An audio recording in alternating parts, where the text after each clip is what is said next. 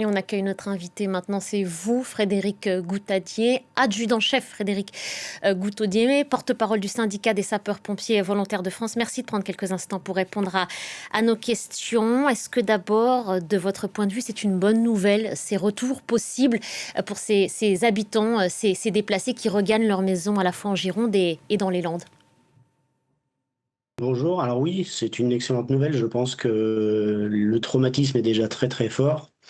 Et dans l'idée d'accepter et de pouvoir faire sa courbe de deuil, les gens ont besoin de revenir chez eux pour pouvoir commencer cette lourde démarche. Ça ne veut pas pour autant dire que tout est rentré dans l'ordre et que ces feux ne peuvent pas reprendre?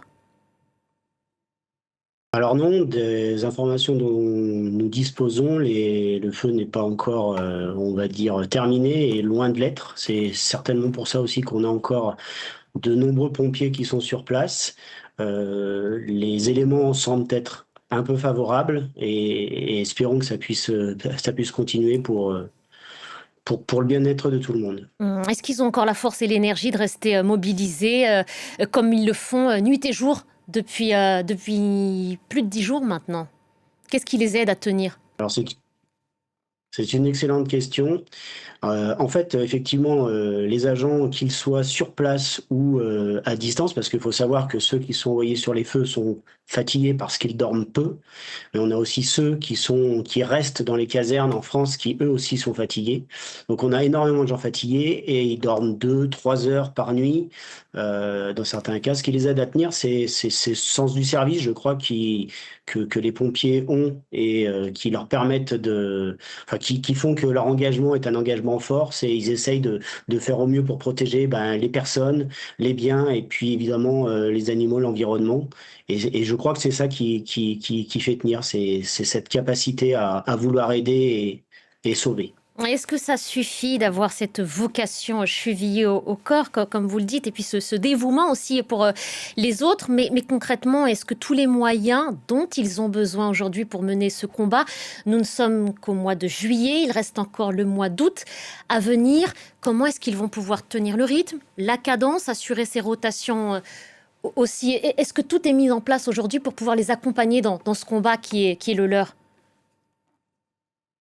Je pense que tout n'est pas mis en place encore. On a trois principaux trois principales problématiques. La première, c'est un manque de moyens humains. Donc, on manque de ressources humaines, de pompiers. On en a de moins en moins. Il faut savoir que on a en France 80% des effectifs, c'est-à-dire 200 000 pompiers qui sont des pompiers volontaires, et leur nombre décroît. Donc, on manque de personnes, de personnel. On manque de moyens également matériels. On voit que Pardon, le nombre pardon, de... adjudant-chef Frédéric Goutaudier, justement, je vais vous arrêter un instant, je voudrais qu'on regarde ensemble.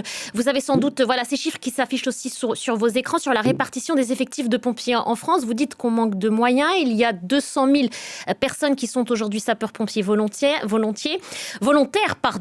plus de 43 000 professionnels. Quand on regarde ces chiffres, on se dit que c'est tout de même important comme dispositif. Pourquoi est-ce que vous dites que les effectifs sont insuffisants? Est-ce que vous voulez bien être clair et précis sur ça pour qu'on puisse comprendre? Bien sûr. Alors, il faut savoir déjà qu'en temps normal, avec ces effectifs-là, les pompiers en France, qu'ils soient professionnels, volontaires ou militaires, réalisent un certain nombre d'interventions. Les feux de forêt augmente de façon considérable le nombre d'interventions qu'il y a. Associé à cela, on a l'été et notamment les périodes de forte chaleur où dans les centres de secours, le nombre d'interventions augmente énormément.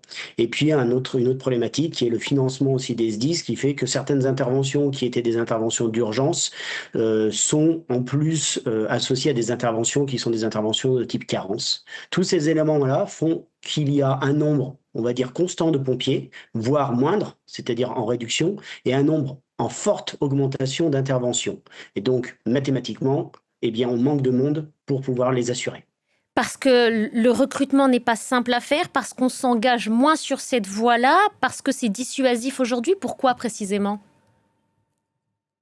Pour, à mon sens, deux, trois raisons. La première, c'est effectivement, on a du mal à recruter. L'engagement des gens est plus faible. Bah, c'est un engagement fort, hein.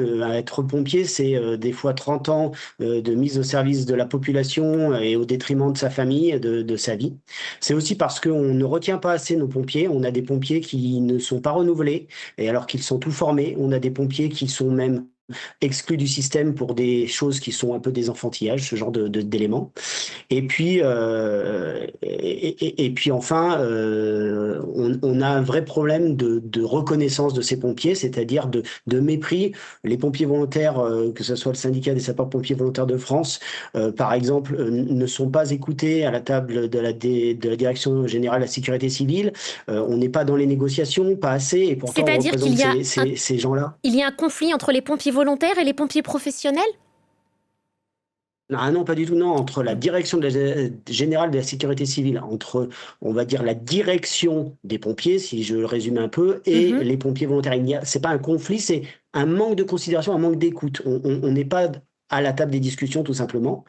Et pourtant, c'est comme ça qu'on pourrait avancer, c'est avec cet aspect collaboratif de discussion ensemble, avec les propositions qu'on peut faire, que l'on trouverait la solution pour l'avenir, parce que c'est pas des solutions court-termistes qu'il nous faut, mais Mm. des solutions moyen ou long-termistes. Il faudrait réformer en fait tout le système parce qu'il y avait une réforme justement qui devait être mise sur la table, qui a pour l'instant été mise de côté.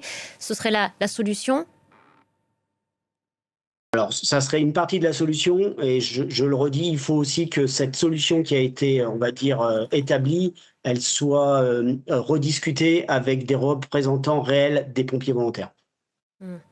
Je voudrais vous faire réagir à un chiffre, adjudant-chef Frédéric Goutaudier. On sait qu'un total de 308 personnes ont été interpellées sur l'ensemble du territoire. 2 tiers sont suspectés de mise à feu volontaire. C'est le ministre de l'Intérieur qui l'annonce. Est-ce que ça vous met en colère, ça, ces chiffres-là, quand on sait que justement 9 feux sur 10 sont créés par l'homme, en fait? Est-ce que ça vous met en colère quand vous savez tous les efforts qui ont été déployés et quand on regarde ces images de maisons et de forêts détruites?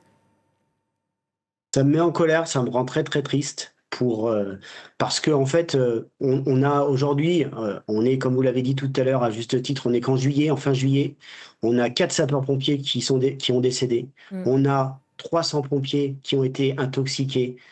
On a un nombre incalculable de maisons qui ont été détruites, de forêts qui ont été détruites. Et tout ça parce qu'on a des gens qui ont agi de façon insensée, de façon, je ne sais même pas comment on peut décrire ce genre de comportement. Et ça, c'est pas acceptable. C'est-à-dire que le tribut est bien trop lourd à porter pour nous, sapeurs-pompiers, mais aussi pour la population française. Merci beaucoup, adjudant-chef Frédéric Goutaudier. Merci d'avoir pris le temps de répondre à nos questions sur France Je vous 24. en prie.